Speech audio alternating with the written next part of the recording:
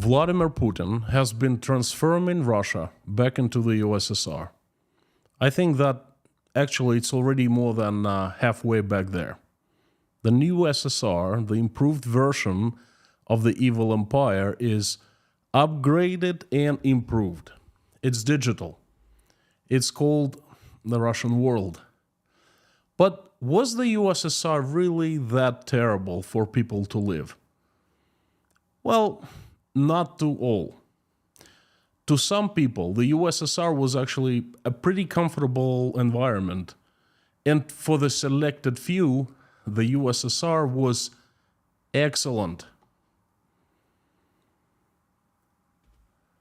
On this picture, do you see people not eating well? Does it look like they're deprived of anything? Perhaps they're dressed in old, worn-out clothing. Perhaps they're sitting in an old, poorly decorated room. Perhaps they're poor. No, these folks are doing fine. And guess who they are?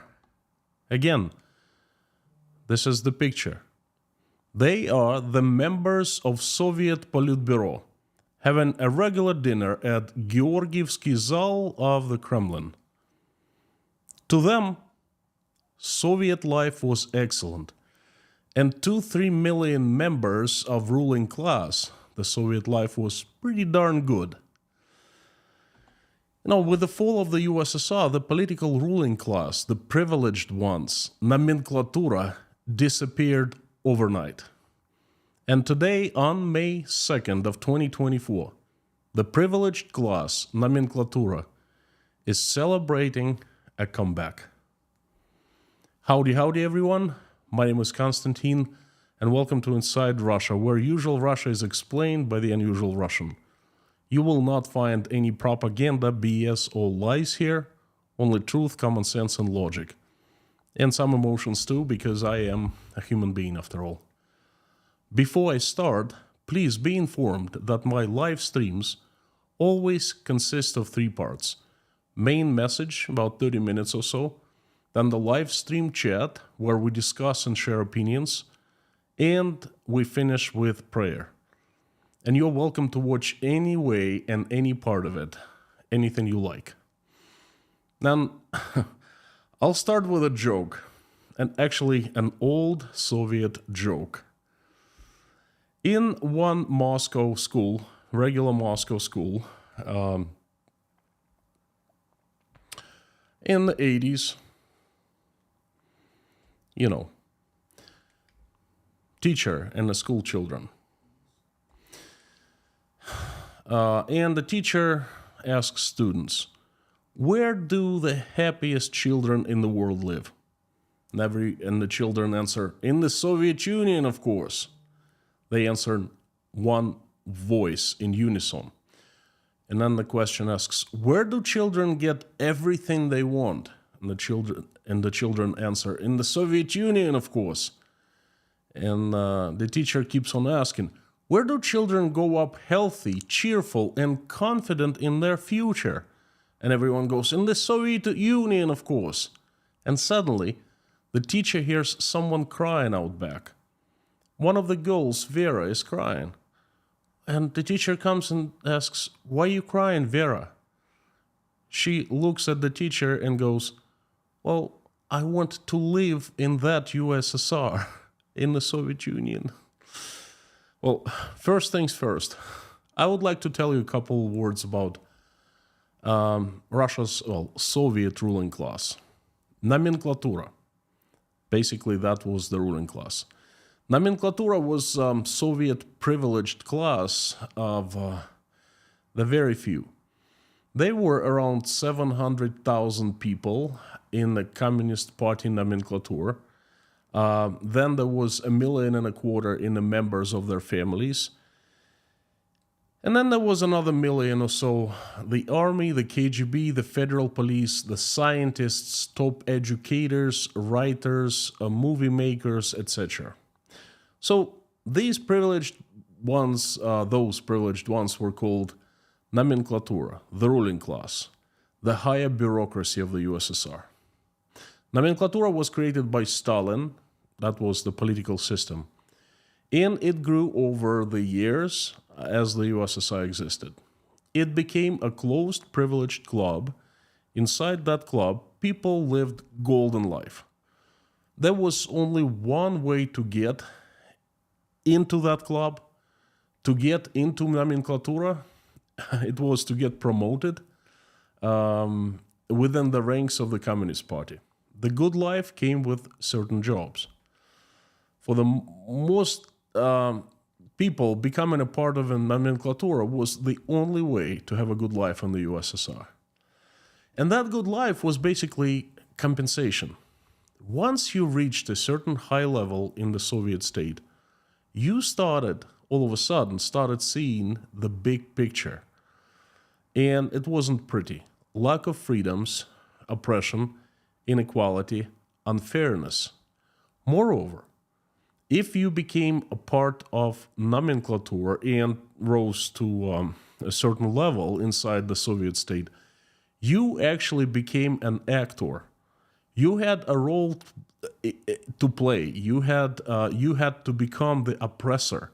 You had to use the Soviet state to keep status quo and to keep you silent and obedient for you to continue to go along with the party line. They give you the good life. They bought your soul with good life. A person had to make a moral choice to remain decent person or to get access to good food, personal car, and other perks. So, what was that good life? Instead of just telling you, I'd like to show you some of the pictures, old Soviet pictures.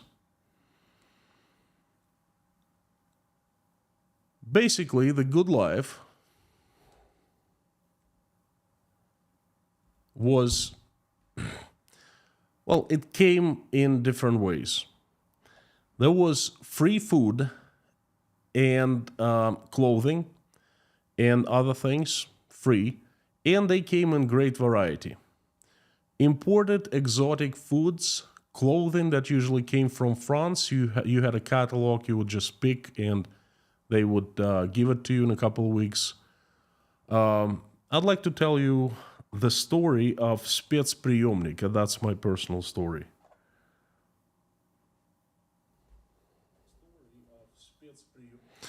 Now, every city, every Soviet city had a little building with a little door that looked nothing out of extraordinary. It was just an ordinary door. Usually, right next to a door, there was a policeman at any time. And you could enter that door if you knew what was inside and you were on the list. Because before entering the door, a policeman would usually ask your name. You'd give him a name, and if you were on a list, he had a list, he'd let you in. You'd go in, and you'd see a very unusual picture for the Soviet Union. You'd see a modern-day supermarket. Imagine, the USSR in the 60s and the 70s, even in the 80s, shortages of everything, life tough, not so good, and inside that magical door, everything you could want. Fresh exotic fruits such as bananas, mangoes, watermelons, any time of year, strawberries, things like that, any kind of sausage, fresh milk, fresh bread, anything. And you just go around and you pick it up for free. You wouldn't have to pay anything. You just check it out at the counter with a special person. And then there was a section where they had different catalogs. Catalogs of clothing, suits, pants, shirts. And you would have to pick something mark down the number, give the number to, again, a special attendant. And in a couple weeks, you'd get that what you ordered delivered right to your door. That was a spецприемник system for you. And again, that was a way how to buy souls of Soviet people to maintain the Soviet system. And it worked pretty well. I actually have never been to one. I only have heard, because it was a very well-kept secret. My parents didn't know until the USSR fell apart that they were spецприемник places. The only reason I knew is my buddy at school, his mom was in charge of one of such spецприемniks, and I saw the catalogs, and they always had my buddy mom would always bring fresh bananas and exotic fruits, and that's the first time I tried mango. So once you reached a certain level in the hierarchy of a Soviet state, you were placed on the list. It was a bonus, okay, so to speak. But then, if you continued climbing higher, you wouldn't have to go to spецприемник. You would get a servant, a maid, a housekeeper or a maid, and a butler. And usually you would just order something to a butler, and he or she would go to spецприемник and get everything that you ordered. So, and of course, there was a personal car with a driver, usually a black Volga. And of course, there was a large modern apartment. An usual Soviet family had to live, first of all, it had to wait for years, sometimes decades, to receive a small 40 square meter apartment from the government. But for communist appointments, for the jobs, certain appointments came with apartments. Basically, if you were made, let's say, a first, second, or third secretary of a communist party of a certain city or a city district, the job came with apartment. And apartments were not just like the Soviet people received from the government. The apartments of nomenclature were large, modern, light, bright, full of light, fully furnished. And for higher positions, apartments came again with butlers and maids, housekeepers. They were also country houses for spending weekends called dachas. And there were special schools for children of nomenclature, very good ones. And there were special medical clinics and hospitals with state-of-the-art equipment and doctors, best doctors you could get in the USSR. And there were special spas all over the country called sanatoriums. So one could just simply get a free ticket, plane or train ticket, and travel to, let's say, Crimea or the Black Sea coast of Sochi or the mountains of Altai or any other place and spend vacation in a very nice place. And there was, of course, on top of everything else, personal security guards who guarded you. At the same time, they watched you every single second, so you wouldn't get ideas, if you know what I mean. And then, of course, there were free tickets to different events. Not even tickets. There were lists at the events, and you didn't have to get tickets. You just, you get there, and they would sit you into the best seats. There were no wait lines at restaurants. You were elevated above everyone else in the Soviet society. And the higher the job, the higher the position you held, the higher you were elevated above everyone. The state was serving you. And the more weight you had, the more service you got from the state. And it all came for free. So being a part of the nomenclature was having a good life. And now take a look at a few pictures. I'm showing you the higher-ups, the Politburo, but everyone else in the nomenclature,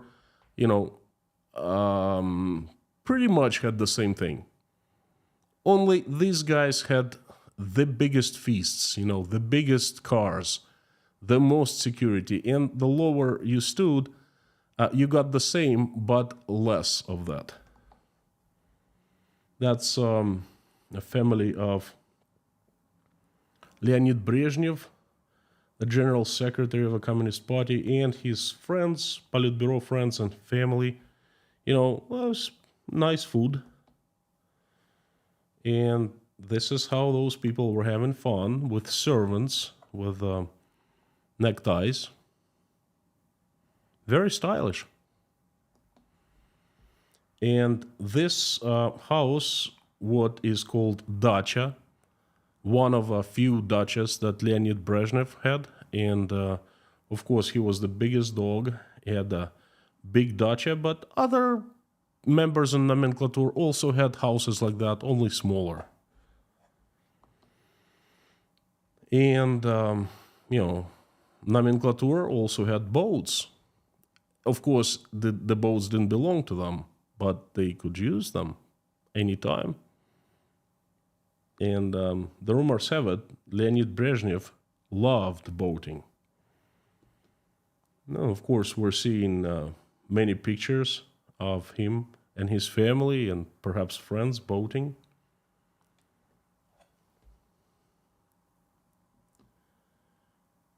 And that is his dacha, his country house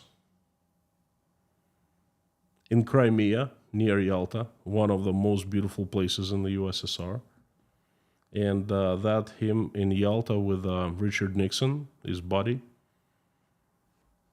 And Richard Nixon, by the way, loved visiting Leonid Brezhnev in Yalta. And that's another picture of theirs.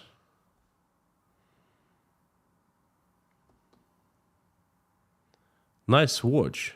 It's made out of pure gold, by the way. I'm pretty sure it's Swiss made. And nice sunglasses. Soviets did not produce sunglasses like that. That came from outside of the USSR. And nice, this training suit too.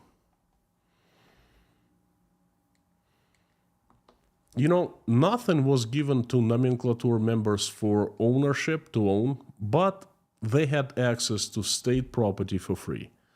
And the higher one stood on the communist ladder, career ladder, more perks and things one received. Now, nomenclature gained access, people gained access as soon as they were assigned to certain jobs. Yes, back in the USSR, people were assigned to jobs. And they lost access to these goodies as soon as they lost their jobs. So everyone, clinged to their jobs for, basically it was a fight for life, I'd say, for good life, literally. So the top of the ladder was the Politburo, not the Secretary of General, but all members of Politburo. They pretty much had the same perks. It was a group, not unlike right now, Vladimir Putin is above everywhere else. No, Politburo, the General Secretary, was the head guy, but he was a part of the group, and most decisions were made in the group. So it was a group where everyone mattered. And then there were members of the Central Committee of the Communist Party. And then there were provincial secretaries of Communist Party of Soviet republics, the bosses of the provinces in the republics, then the tops, the general secretaries of Communist Party of republics, then even lower, the secretaries of Communist Party of the cities, towns, and city districts. And everyone was...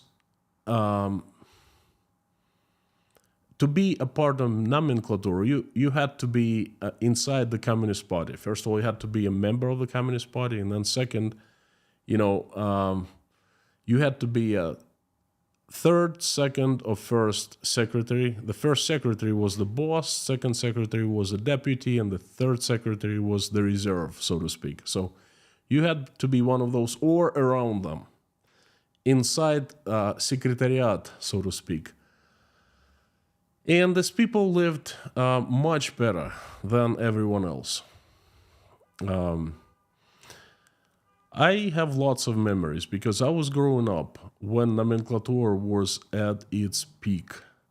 I remember seeing houses, well, not houses, but high fences. And, I was little, I was growing up, and I would ask my parents, who lives behind such fence? They would look at me and would say, you know, big people. I remember I didn't like that at all. By the way, if you are liking today's message, wondering how you can help the channel, yeah, you could buy me a coffee, or let me take a sip. A cup of this wonderful English breakfast tea. Absolutely love it at buymeacoffee.com. It'd be fantastic and much appreciated. I'll put a link down below. Thank you. So I saw nomenclature around me in the 80s and I hated it. I saw the inequality and I hated it. I saw how some people around us lived and I compared them with my family. And I saw how my mom and dad worked real hard, honestly. My dad always was taking extra shifts to make extra money. But still, with both my mom and dad working hard and dad working extra hard, we still lived poorly. We couldn't even afford a color TV until the mid-80s. I bought my first decent tape recorder and player only in early 90s when I started earning my first money. I had saved for a tape recorder for like 6 months for a long time. My parents simply could not afford it. High education, honest, hardworking people, good positions. My mom was accountant of a plant and my father was in charge of so many trains, engines. And it wasn't just us. It was everyone around us was poor. If you were honest, you were poor. To earn good living, you were forced to either break the law or join the Communist Party and get promoted to join the ranks of nomenclature. I hated it, hated it, hated it. One of the biggest achievements of the destruction of the USSR that I was joyous about was that nomenclature was gone, or so we thought. We all became equal all of a sudden. On 21st of August of 1991, I remember that day, I remember that time. I made a stream telling how I spent those 3 days. Still printed in my memory. Fantastic time. And then all of a sudden we woke up and we realized that nomenclature was gone. We all were equal. Actually, the people who had been in nomenclature, they were in shock because they didn't know what to do. They had used to being a part of the system and all of a sudden it fell apart. Why? I didn't feel sorry for them and I still don't. So now we could work for ourselves, not for the state. And we actually could do business. We could use our heads. We could use our hard work. We could use our hands. We could make money and buy ourselves good life. We could leave the country. Or why would you leave the country in the 90s? You had so many opportunities. Capitalism. All became up to us. It was liberating and intoxicating. Oh yes, still remember that. Life was good then. Not the easiest, because we did not get into paradise overnight, Actually, it became quite tough because the old system broke down overnight and we didn't know what to do. And no one came and said, here's the new system for you, new rules. No, we started reinventing the wheel. We started building a new system. And it took 10 years to build. And a lot of people were having it very, very hard. But, every time we woke up, it felt like, this is great because there's hope, because we know that it's going to get better and better, because future is bright. This is how everyone felt. But let's fast forward to May 2nd, 2024, to today. And I still can't believe I'm saying that, but the party's over. Nomenclature is officially back. Today, I smelled good old, bad nomenclature. This is what I read in the news this morning.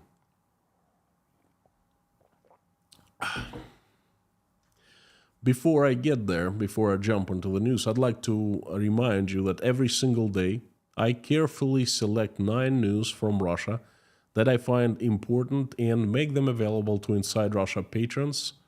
So if you want to receive daily updates of 9 important news, like accidents, new laws, arrests, economic news, prices, you name it, inflation, everything I find important, then become the channel patron at patreon.com. I'll leave a link down below in the description. Check it out at least. So, going back to the message. On May 9th, in a week, there will be a Victory Day parade in some Russian cities. In some, the parades are cancelled, but some will still hold the V-Day parades, military parades. So, on May 9th, only a selected few will be able to watch the parade in Yekaterinburg, and that's a large city in the Urals, due to security requirements. The entire perimeter will be cordoned off. No one will be allowed anywhere near the Passage shopping center and Europa shopping center, where actually the parade will be taking place. And these are the demands of the security personnel and the politicians. Only holders of special invitations to the stage will be able to watch the victory parade up close. Special holders of special passes, At the same time, traditional stands will be installed and right next door, and there will be about 1,200 seats. Standing places will also be organized right next to the stands, also for the owners of special passes. And there is already competition among local politicians, bureaucrats, and VIPs, very important persons, VIPs, for those passes. But the politicians get them for free, of course, and, no one else is allowed. The official reason behind this is for the security reasons. But let me tell you, I know Russian politicians well. If it was really dangerous, if there was any risk to their lives, then the politicians would never attend. So this security reasons is bull crap. They will attend. There's no security risks there. But at the same time, they don't want others to attend. The people. This is happening. Just like in the old days, it is the privileged ones, the holders of special passes, the VIPs. Now this is how they're called, but the idea is the same. They are the holders of the keys to all doors. And these people right now are being compensated for their loyal support to the Tsar and their loyal support to the war. They're compensated with different perks. They're allowed to steal. The government closes eyes when it sees that someone steals. They're given different perks. They are given, they are elevated above everyone else. They're given power. They attend and they make others not attend. It is the special passes for now, but trust me, it'll get bigger. Because power corrupts, and Russian politicians have already been corrupted beyond belief. So that's going to get much, much bigger. By the way, would you like to look at how the ruling ones dying now compared to the old Soviet Politburo? Well, check this out. This is Vladimir Putin and his Politburo. This is an older picture, probably pre-war. Guess who's right next to him?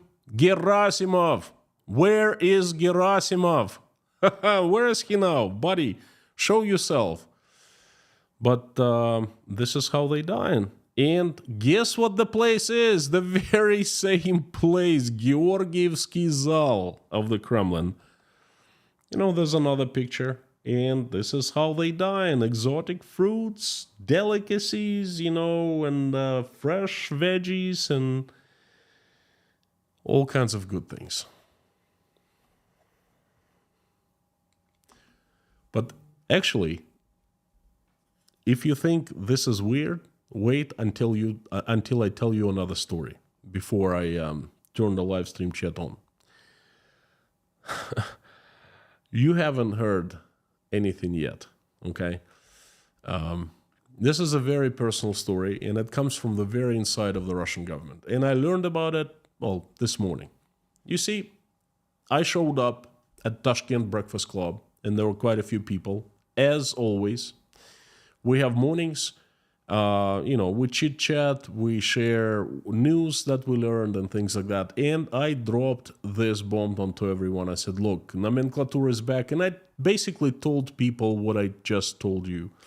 And there's a guy at the Breakfast Club. He's a very special fella. He used to be high up in the government, in the Russian government. He used to be deputy, one of the big bosses, okay, right up there, right in the Moscow, in the Kremlin. And everyone looked surprised when they heard my story about nomenclature being back. And of course, they agreed. What is not to agree with me on this topic? But this guy did not seem to be surprised. And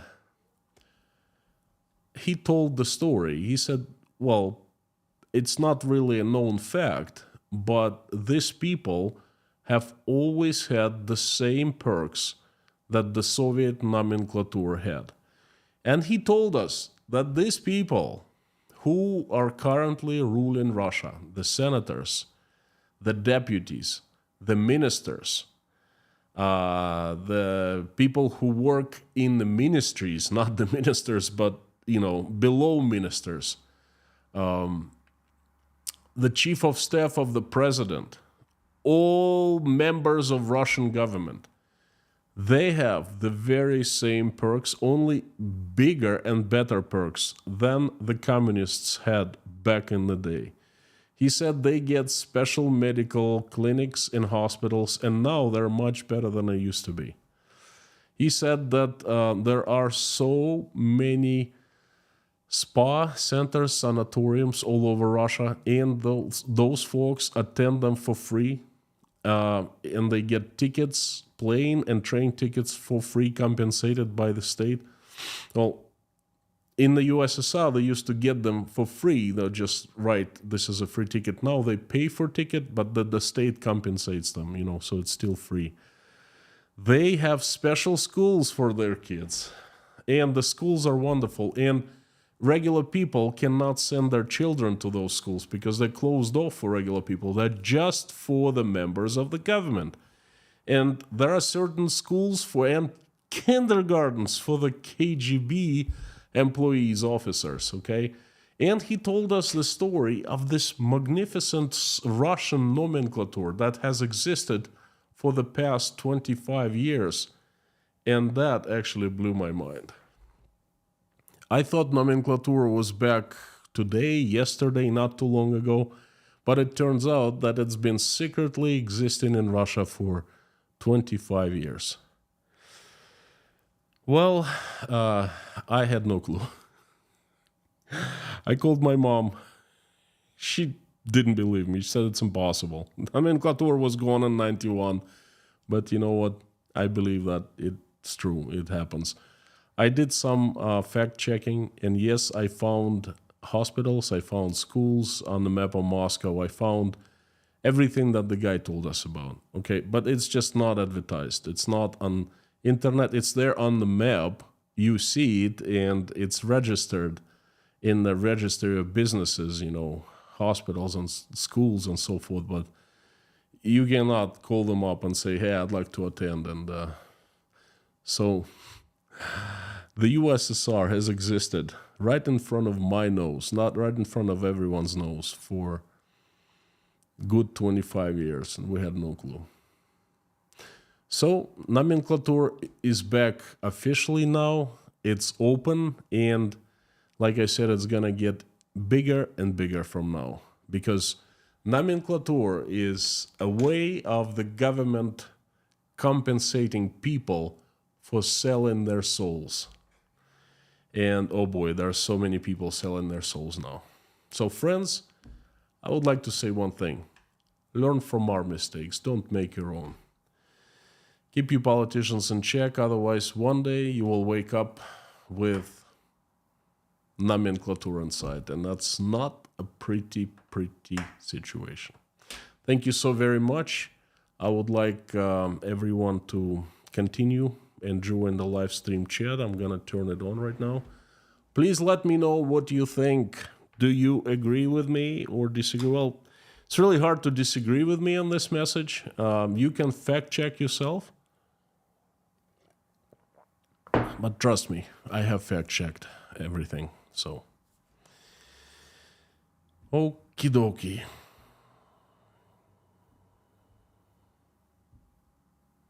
This is my most favorite stream, part of any stream, when I turn on the live stream chat and I see it exploding with people saying hello and the usual names. Thank you so very much for coming, and fantastic to see the moderation team, Lorna, Mami, Harry, Dirk, Bob, and Amir. Fantastic to see you. Amir, if you're listening, I received email from you. Just give me a couple hours to respond with birthday wishes. Thank you. So the usual suspects, it's absolutely fantastic to see you. Airborne Snail, Pula, Terry, Great Southern Land, Master Q, Joe's Rames, Ferrari Guy, Jimmy, Leitmotif, Yuri, Indiscreet, Pamela, Stefan, Suzanne, and everyone else. Galichanka, howdy friend. Good to see you. As usual, if you want me to see your message easier and faster, please put it in all caps and put inside Russia after @ sign, so it appears highlighted in large orange box for me. Thank you. And I will start with the questions highlighted in orange and in caps. Harry, howdy. Master Q, hello. Bob S, good to see you. Again, Lorna, Mommy, Dirk, everyone. Leitmotif for me from Maryland, the USA, Bowie, Maryland. Sending my love from Tashkent to Maryland. Pamela, they never left. Unfortunately, you are right. They have never left. Well, you're right. Unfortunately, they have never left. English is so tricky. You change words and, you mean one thing, but you say another thing.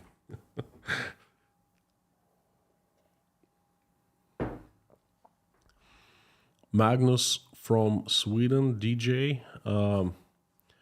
Live, if you're listening, I got your message also. We'll write you a message right after the end of the stream. Faith, good to see you. Tom W, good to see you too. Florian.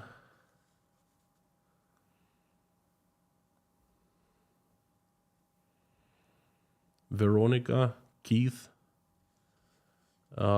Keith, check the message out about your friend Alena. Let me know what you think, what you say, what you decide. Terry, thank you so much. Good to see you. Terry Carter from Pulaski, Virginia. Warm 80 degrees. It was 80 degrees here in Tashkent. So we're about the same. Scotland. Raider, thank you so much. The next tea on my list is Scottish breakfast. Strong, you know, knocks you right out.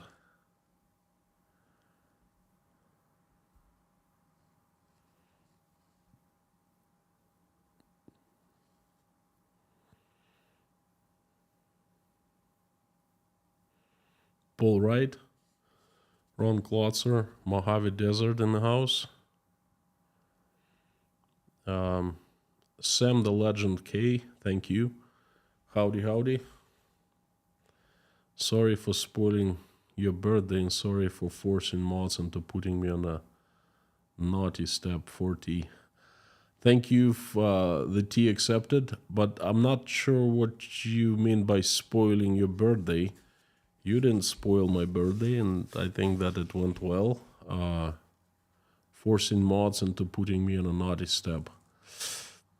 I don't remember exactly what happened, so Sam, you're fine with me, you know. Romania, Matt Blazer 89, Transylvania, wow. Howdy.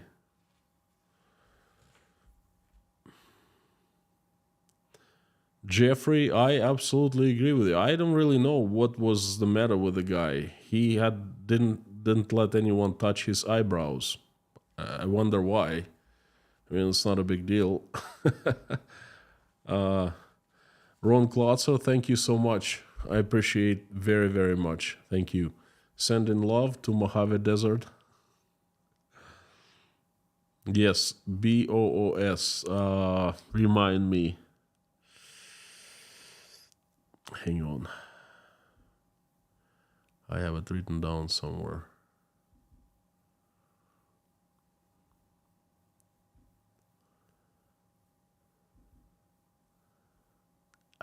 It's too many messages.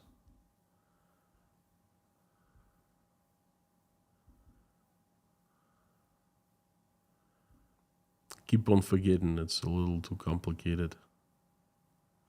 All right, so I'll get into it.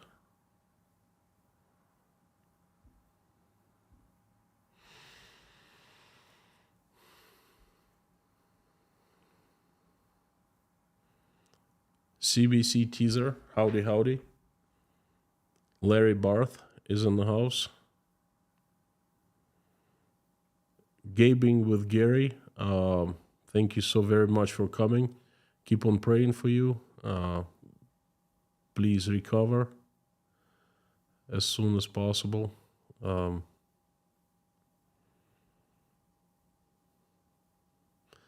Nate Dog, howdy. Lukasz, howdy. William, atheist number 1, howdy friend, long time no see. Putin regime does not care about your life at all. In the West, the attempt is always there to save all life. To the Russian soldier, save yourself, cross over, you'll be cared for. Thank you, William. I think you are spot on. And I've made a couple streams on this particular issue, topic issue. I made a couple streams, and the first one is called the value of human life in Russia, and I talk extensively about it. And the second, I don't remember how it's called, but we also talked about the value of human life. It's one of the things I was amazed the most when I first came to the West, how precious human life is. Unfortunately, it's not in Russia and in many other places.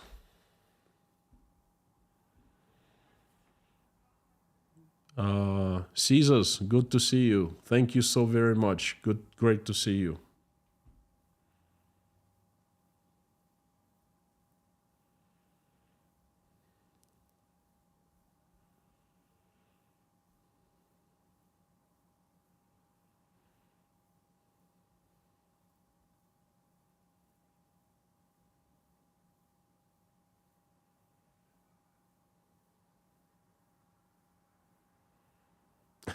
The man keep drinking Earl Grey. Earl Grey, I like it very much, but not as much as English breakfast. I probably drink 1 pack of Earl Grey against 3 packs of English breakfast. Usually it's 3 or 4 teas. It's Earl Grey, it's English breakfast, it's Darjeeling, and I forgot something else. Occasionally I get Scottish breakfast. I think I got Irish breakfast once. Brody's, that's the company that does makes very good Scottish and Irish breakfasts. KG1, thank you. Can Putin's new USSR exist without communism? You know what? Yes. The short answer is yes, but this is a very good question.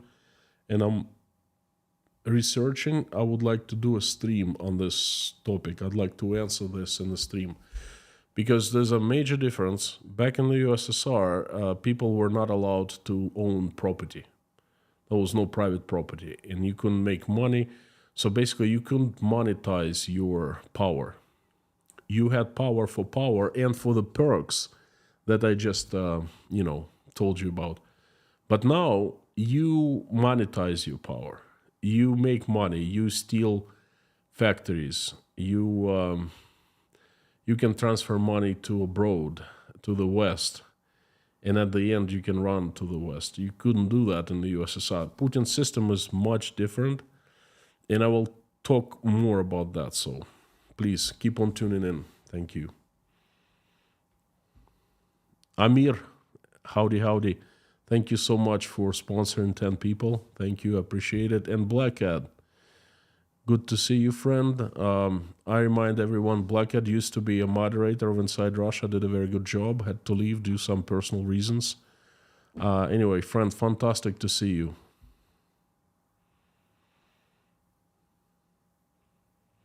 And Larson, I hope you feel better, and your daughter, Hannah, feels better too. Thank you. Viking 5227, what do you know about the concerns with nuclear waste under Moscow?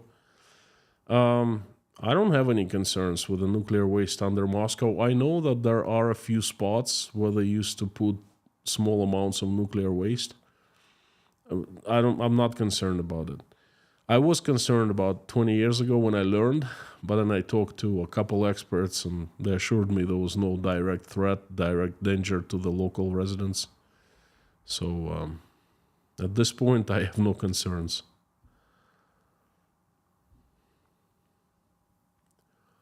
Scott Nesbitt, howdy. Joao Marinos, thank you so much for coming. Thank you, Terry Tero, thank you so much. Trying the best I can.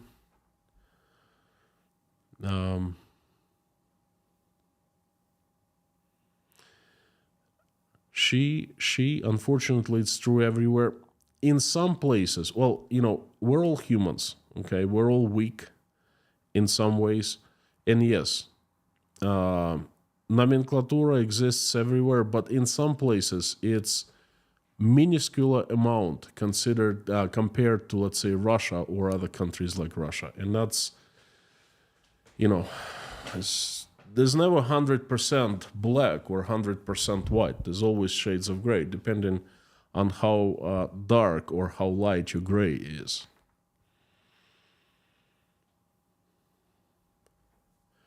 Amir, nomenclature has been there for so long. Were they just waiting for the right time to reestablish the corruption?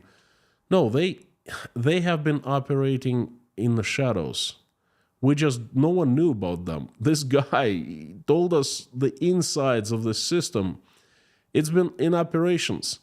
They've been attending special medical clinics just for themselves. They've been getting special apartments free of charge, courtesy of Russian taxpayers.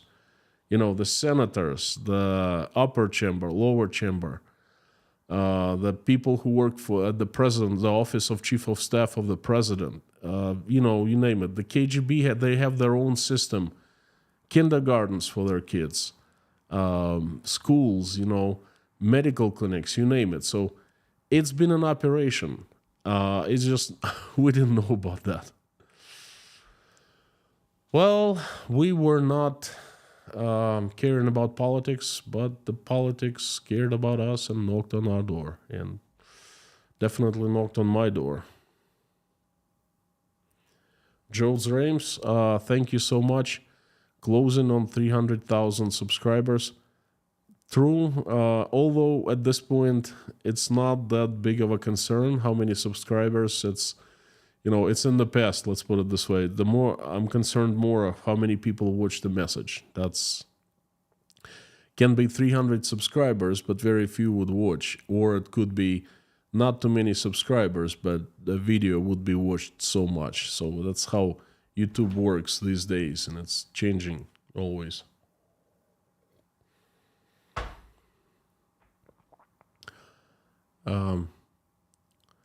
Santi Prieto from Holland. Howdy, friend. Druzilla, long time no see. How have you been? It's been like a year. Good to see you. Veronica, howdy. They have never left. You know what? It's not that they have never left. It's we've never kicked them out. We have allowed. That's why they're still there. We should have done lustration back in the 90s. We never did. This is our Russian citizens' mistake. This is our fault. We have a new sponsor, and that's Carol Nakamura. Welcome to Inside Russia. And again, Blackhead and Amir, thank you for sponsoring 20 people between two of you. Frank in Texas, sending my love to you in Texas. Flood disaster area. Oh my goodness. I have not heard anything on the news.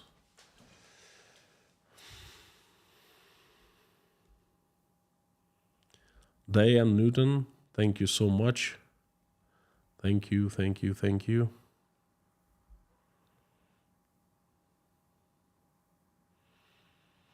Tashkent, I'm not Miss Lorna, but I think that Tashkent clocks are quite different from Minnesota clocks. Yes, I know so. I don't think.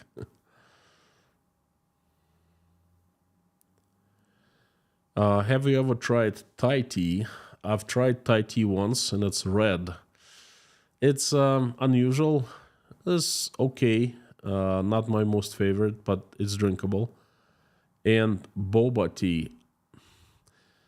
I brought from Egypt. What's this? The desert tea. It's not called boba tea, but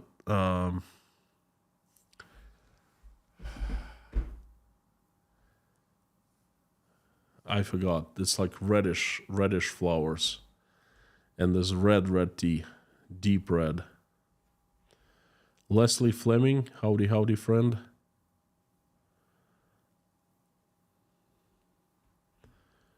Mac, thank you for coming back. I assume that 1984 is now banned in Russia.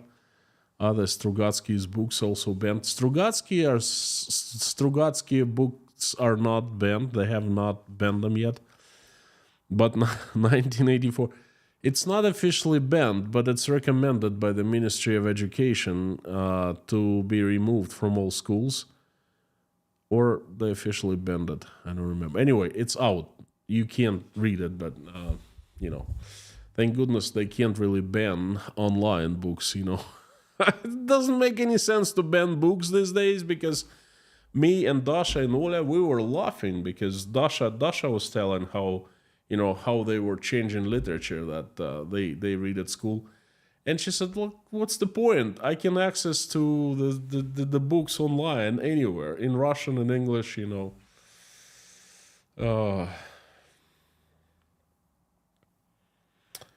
She. Do you think Putin will last much longer?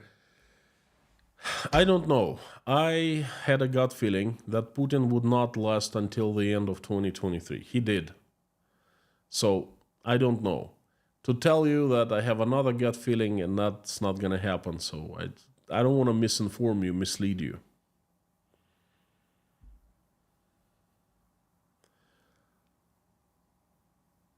Blah Project. Greetings from Bulgaria. Привет, друг. Howdy, sending my love to Bulgaria.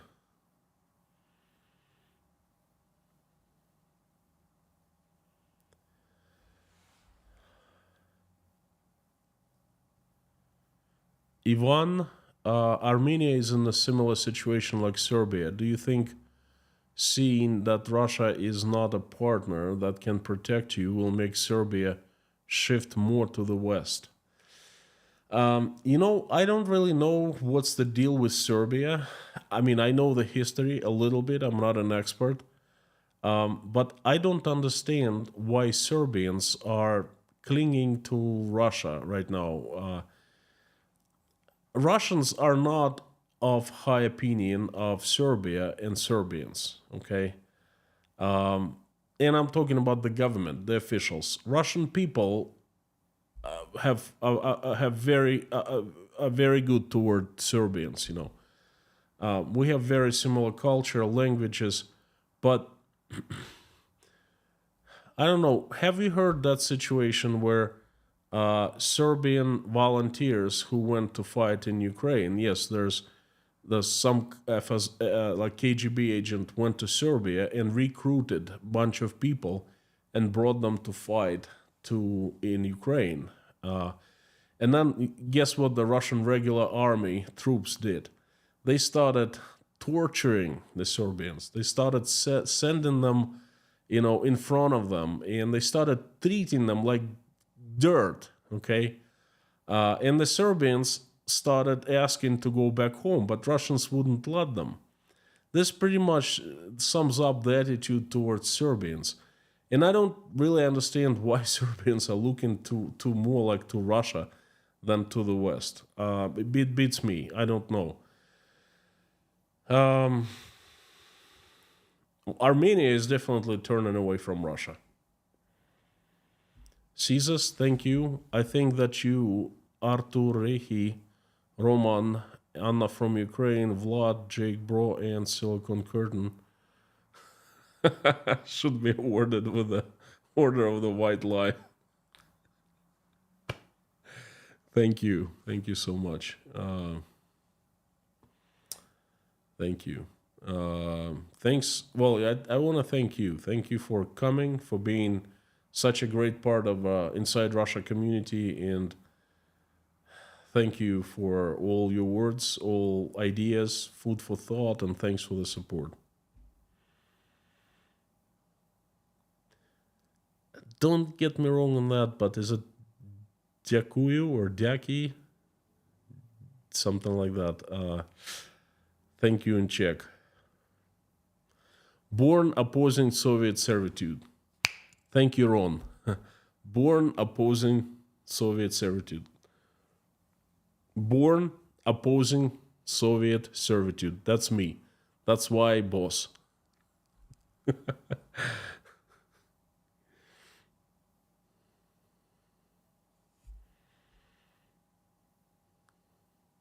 I'm trying to get to Romania, I think, end of the year. Gabing with Gary, fantastic country. I recommend you do that.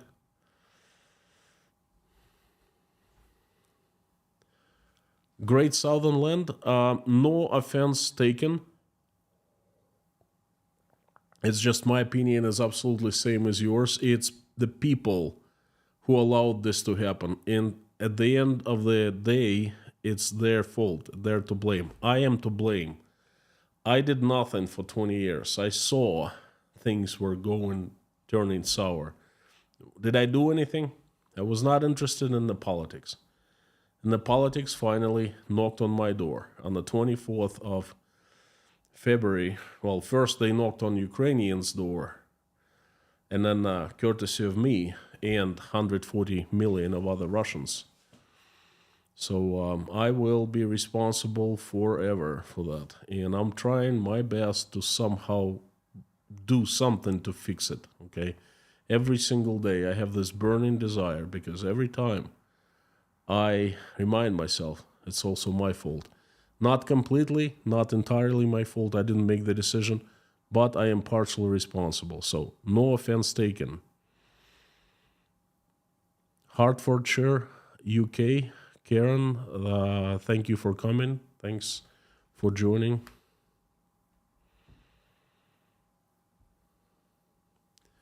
Adnan, what is your opinion about Russia's UN denial of genocide in Srebrenica? Oh, what's my opinion? Russia is fudged up again, as always. That's my opinion.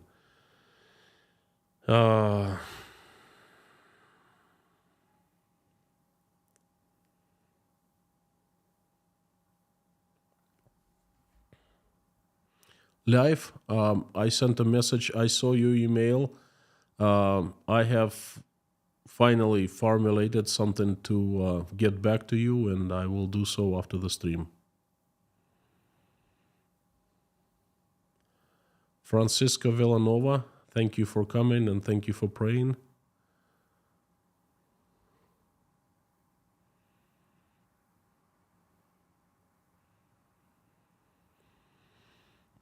Drew, is it true gas prices in Russia are up 20% just this year? Depending where you're looking at them. If you're looking at the gas pumps, no, it's not true. They're up, but not by 20%. But they're staying there not for long. Because if you look at the wholesale market, at the wholesale exchange, there's oil exchange in Russia, then you will see 30% since the beginning of the year. And usually it takes 2 months for gas prices to go up. Wagner mutiny happened 24th of June. The gas prices have skyrocketed. Well, gas prices skyrocketed then. And then it was just first wholesale prices 2 months later. At the end of August, Russians started complaining that the pump prices were just through the roof. So my take is that another month, perhaps 3-4 weeks, something like that, and Russians will be seeing a big increase in the prices of gas at pumps. Angela McNaugh, sponsor for 15 months. Thank you so very much. Unfortunately, voter apathy is rife. We have elections today in the UK, and yes, I have voted. I will never understand people who don't vote, and it's council elections, hopefully general elections soon. Thank you so much. Great message, and Angela, you're spot on. This is one of the biggest points I make, and every time I say, please vote. Please don't be apathic. Please be active. Be an activist, because if you don't vote, if you're not interested in politics, you'll wake up in Russia one day. Carson Larrymore, howdy, howdy, howdy. Is ruble still holding 92 rubles to dollar? Well, right now it's being traded, there are holidays, long holidays in Russia, and it's being traded 93.43, I believe, and it hit 94, almost hit 94 once. But you know what? Wait until the on the 7th, the inauguration of Putin is over, and then see what happens after that. My prognosis is still the same. The ruble is going to get devalued by the government.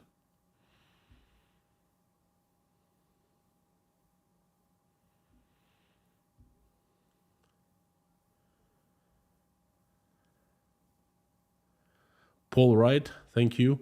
Russia's attitude towards Serbs, Belarus, and etc. is all about Slavic brotherhood, as long as Russia is the brother in charge. You're absolutely right.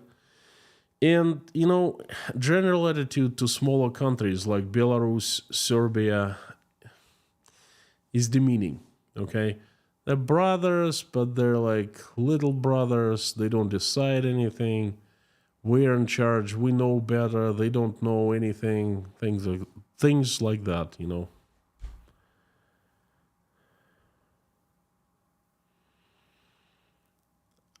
Amir is the sponsor for 24 months, 2 years now. Wow. Just noticed my badge got a little darker. Let's celebrate.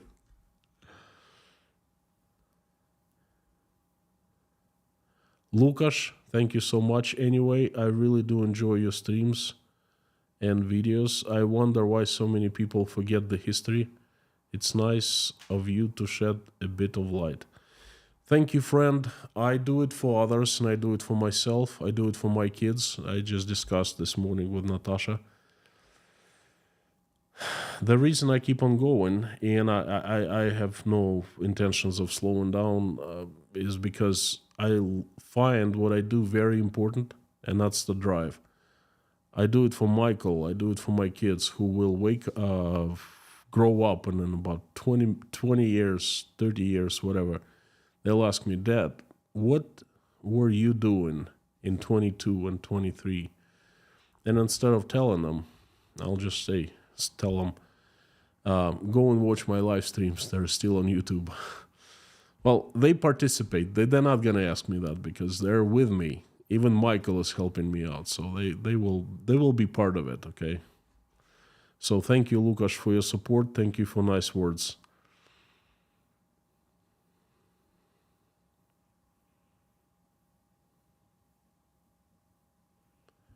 We have another sponsor, Sharon Gardner. Welcome to Inside Russia. Good to see you. And friends, we'll be wrapping up. Just give me a couple more questions and that's it. Terry, streams like this won't be found elsewhere. Terry, doing my best, following my heart. Like I said many times, my streams are born in my heart. And then it's like a spark. I have this idea and it just falls into places in my mind, like a house, like this, and then I have a stream ready. I just need to rehearse, research, fact check, things like that, Well, sometimes it takes longer, sometimes it takes faster, but it's, I think the fastest stream to prepare is around 6 hours, I'd say.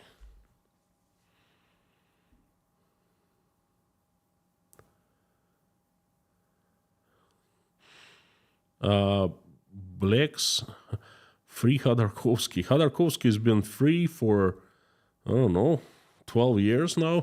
Buddy, what do you mean? I think you're grossly misinformed. Kaltenberg, howdy. Sam the Legend K, thank you so much. War, thoughts on Georgia.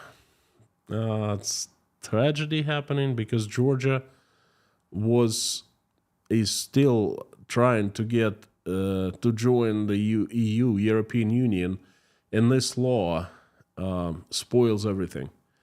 The European Union will not accept Georgia with this law. So I think this pro-Russian party, this Russian operatives operating inside Georgian government, they just working for Russia and not allowing Georgia to get outside of Russia's orbit. So it's pretty darn bad. But I will make a stream. Most likely I'll talk more about that, how Russia is using its power and its influence to keep Georgia not enslaved, but does not let Georgia go, so to speak,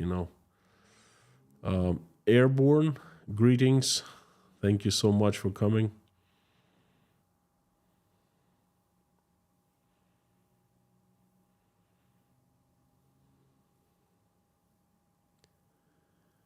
You are tracking ruble against the dollar, but what matters is against yuan. Shiva? Well, good point. Let me monitor yuan as well. I'll remember that. Thank you.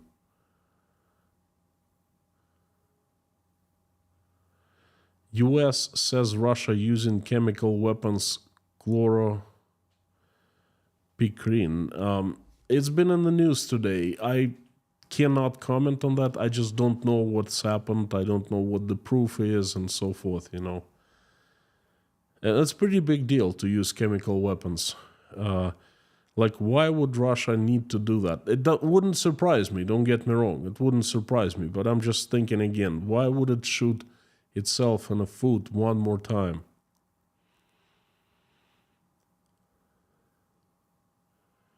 Check time, says Bob S. Okay. David Porter, howdy. Sending love to Chernovtsi and your family. Please forgive us. No surprise on your message, very sad. Much sadder here with non-stop death and destruction, no end in sight. I know, friend. I don't know what to tell you. I'm trying real hard to get my share to stop this war. I pray, I meet Ukrainians here. I do other things, but no end in sight. Yes, no end in sight. And no matter how sad situation in Russia is, economy collapse and all of that, it does not even compare, does not come close to what's happening in Chernovtsi, in the western Ukraine, in Kharkov, and all over eastern Ukraine and Kiev, I know, it's just insane tragedy.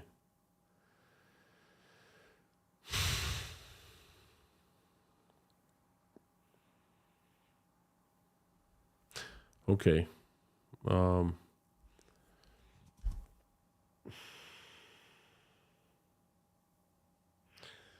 Friends, I am about to finish the live stream, and the third part of every live stream is prayer. I invite everyone to join me and pray. If you're religious, if you're not, you can call it whatever you want. Send good vibes to people, good wishes, summon good energy, whatever. In my eyes, it's absolutely the same thing. So let's do it all together. Thank you.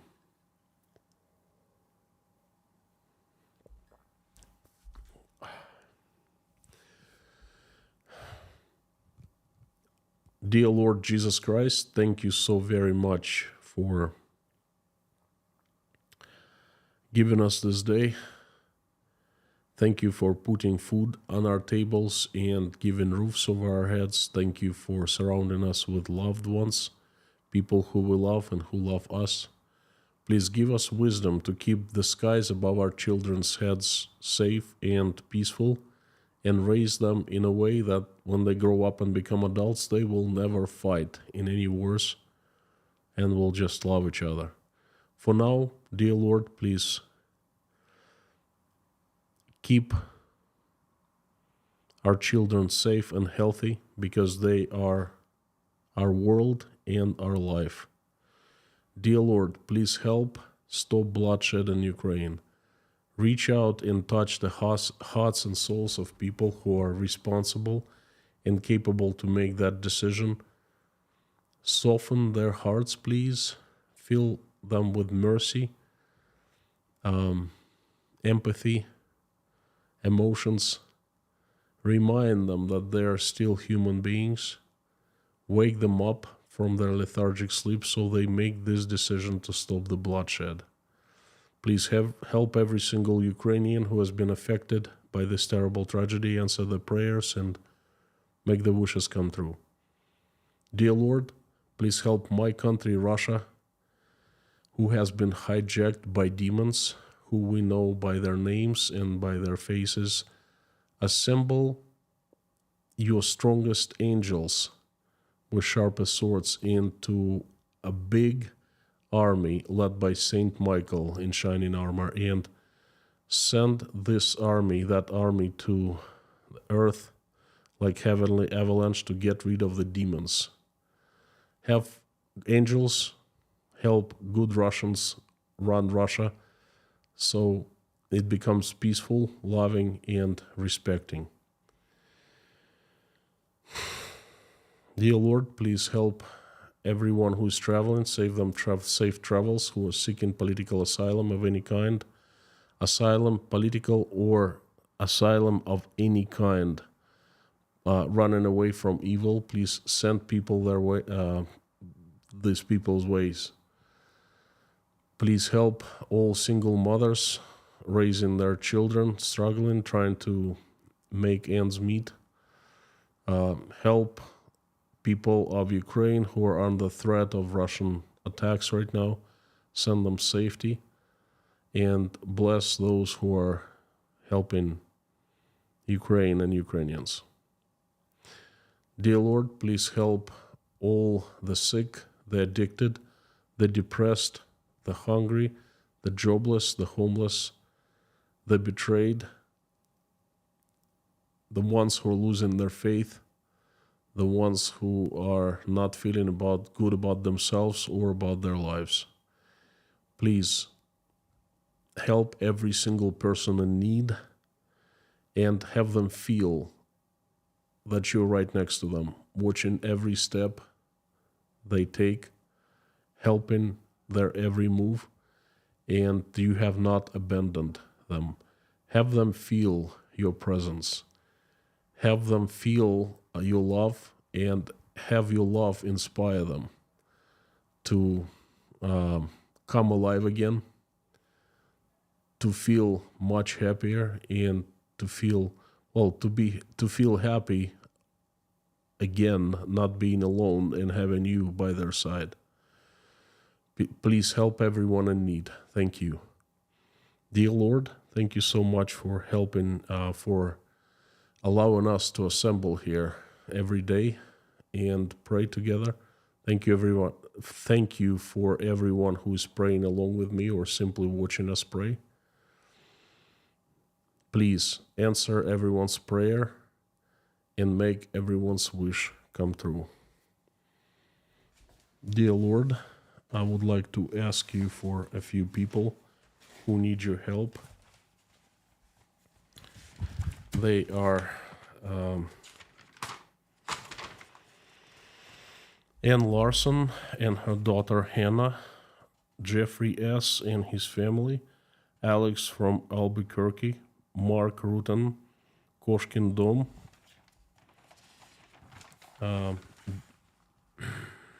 Gabing with Gary. Please send recovery, send strength, and fill the heart with love and strength.